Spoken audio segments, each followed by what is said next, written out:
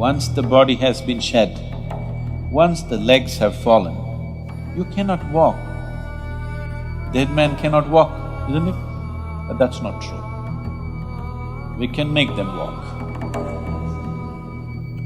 The Tantric sciences in India, this is their whole thing, to make a dead man walk. The corpses walk in the Tantric rituals. There have been many, but one has been historically recorded. There was a yogi, there have been many like this, there still are. There was a yogi who had mastered what is known as Surya Sparsh.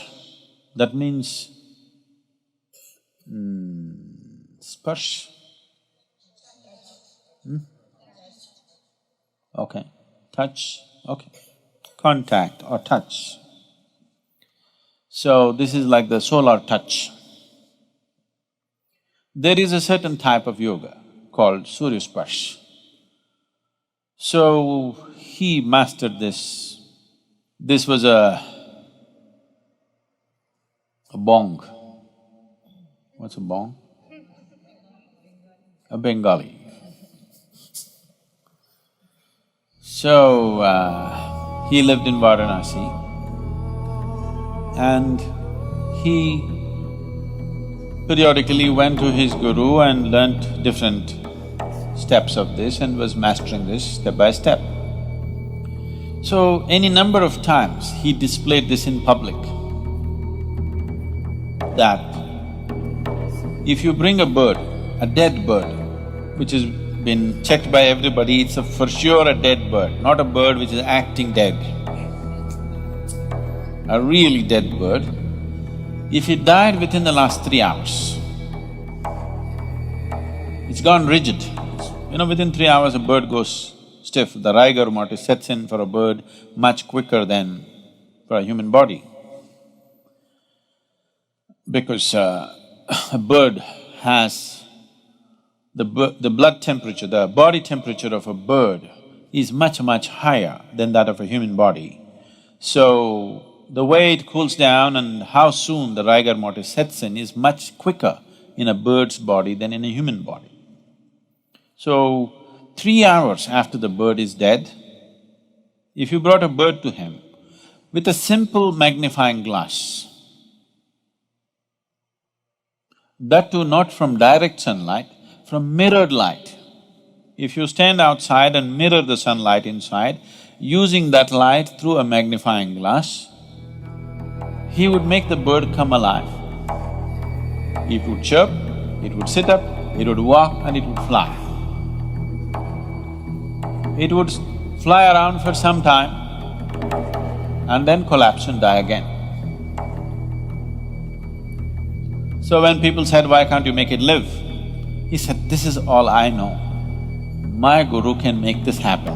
I am still learning, but he was already close to 70 years of age at that time. To his misfortune, it so happened, a 7-year-old boy of the local Islamic conquest had already happened.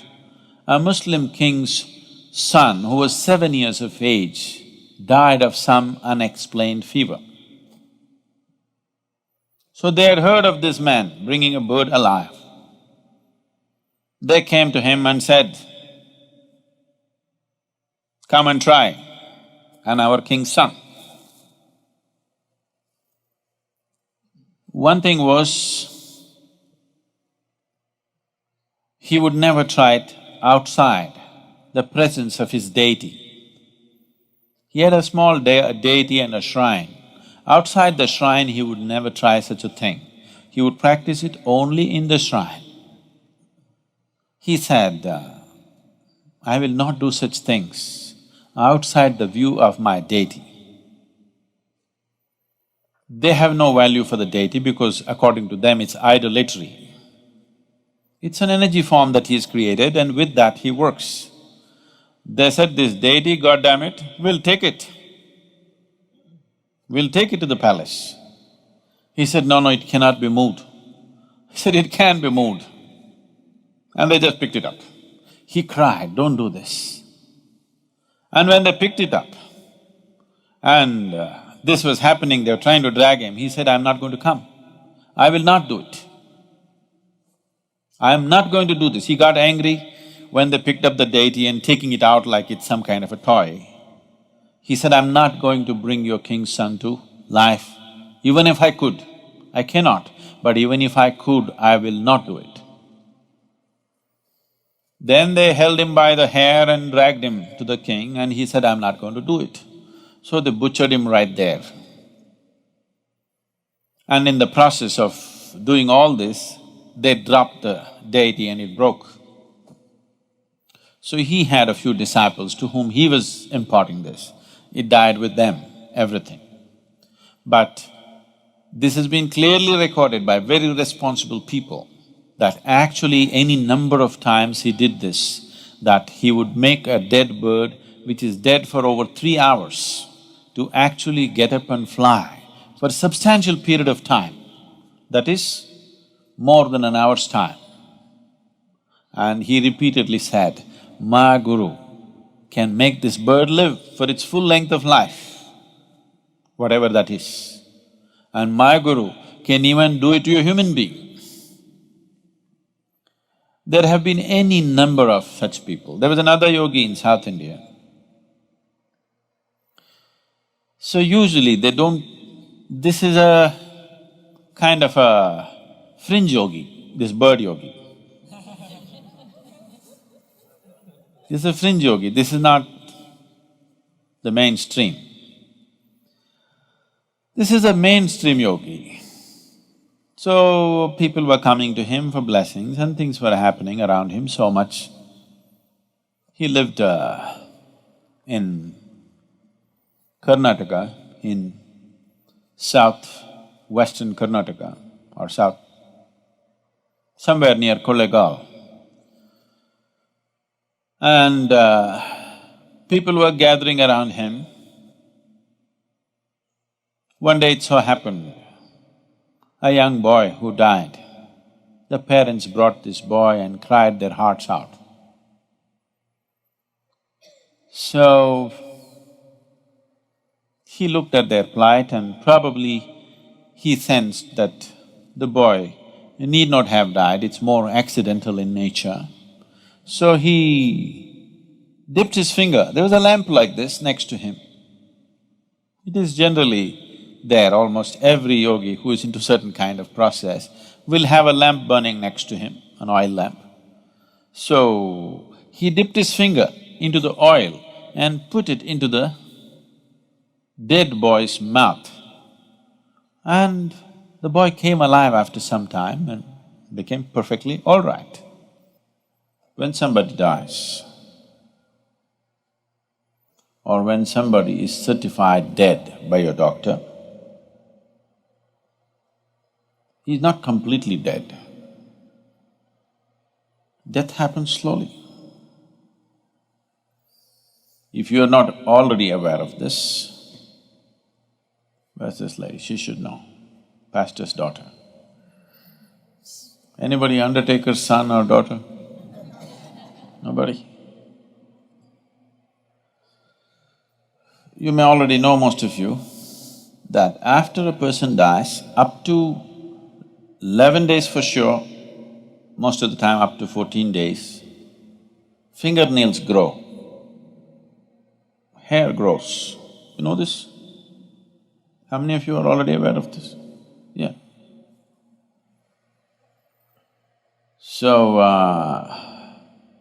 because death is happening slowly, step by step it's going, it's not yet complete.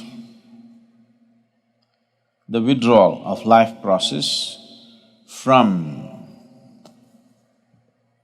this lump of earth happens step by step. For all practical purposes, when it is immobile, lungs have stopped, heart has stopped, so they'll declare you dead, but not yet. So it is by using this that still the life process is still continuing, you can rekindle that and activate the system. It is by using this that the Tantrics have dead bodies walking. And it's not very uncommon, it's quite common.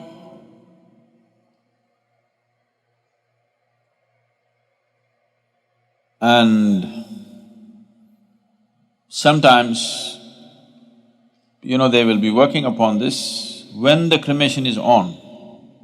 There have been many instances, I have not personally seen, but I know people who have no reason to lie about it and they will not. Such people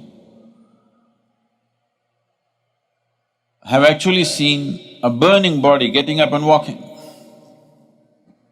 They've set fire to it, it's burning, but it gets up and walks.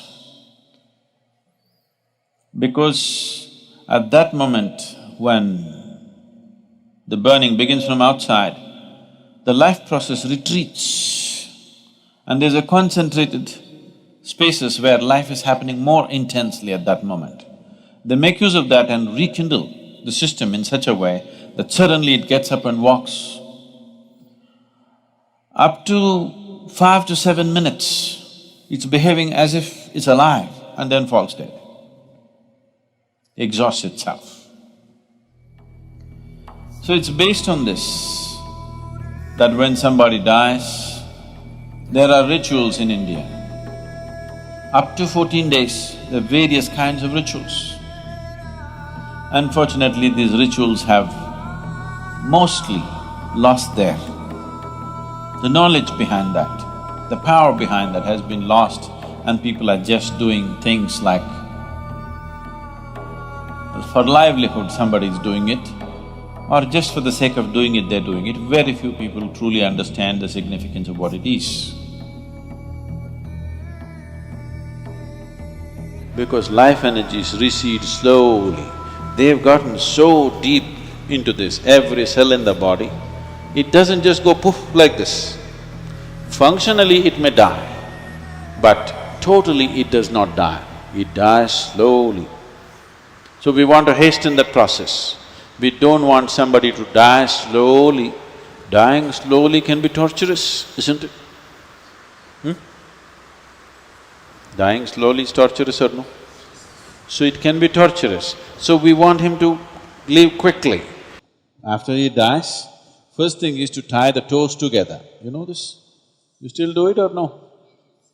Tie the toes together, because if you do not tie the toes together, from the lower end of the body, it will start imbibing life. It wants to live, because all the cells in the body are not dead. They're still making an effort to live.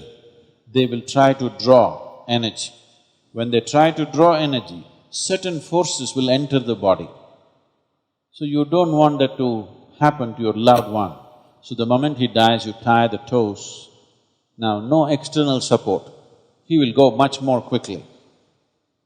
And the next thing is, you wash him up with water.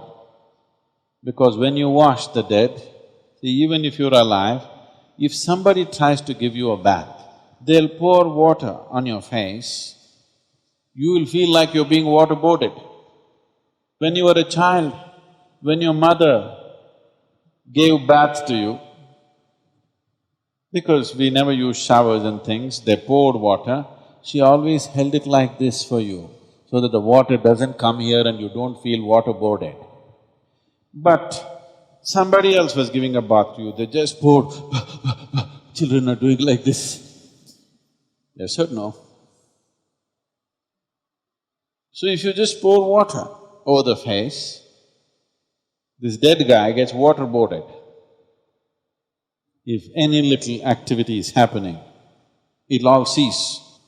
So to live gracefully and to die gracefully is very important. Death is not some strange subject that we should not talk about. It is right here, progressing for all of us, isn't it? It's slowly maturing, your death is maturing. One day it'll be complete. Let it be a long time after. But right now it is maturing, isn't it? So if you understand life very well, absolutely well, you can exit the body in such a way that you exit completely, you gather everything and leave. If you live like that, then we will give you a burial. We don't burn your body because we don't want to waste the wood on you. You have completely exited, there is no hurry. We can keep you for a day or two and then bury you. So I'm saying, this is a culture where we understood life and death absolutely well and dealt with it as it should be dealt with. Within the first 14 days, you can do a lot of service to the dead. That culture grew, that science grew in a big way in this country, but then got corrupted.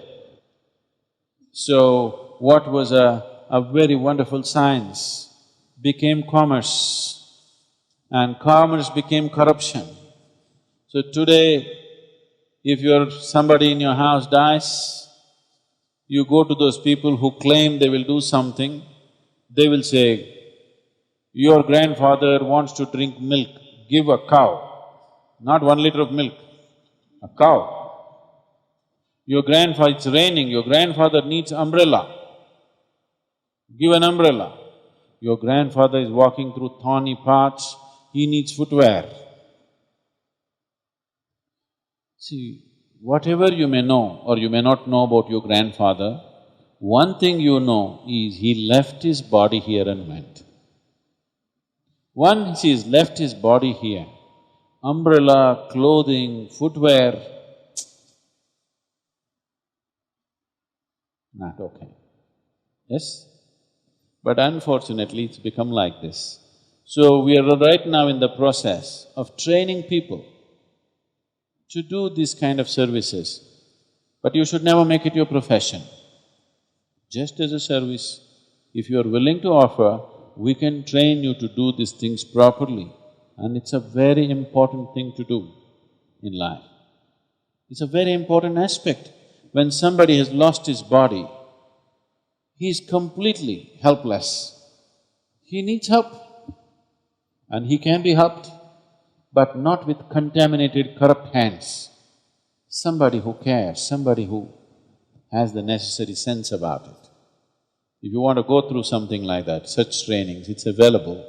We're even starting our own cremation places. In Coimbatore, we have Isha Sudugadu. You know this? You don't know. Oh, you know where to die at least now. And if some of you train for this, you can deliver that service, and it's a very significant service. People don't understand the value of it in today's world. The modern world, they don't understand the value of it, but it is extremely valuable to do that.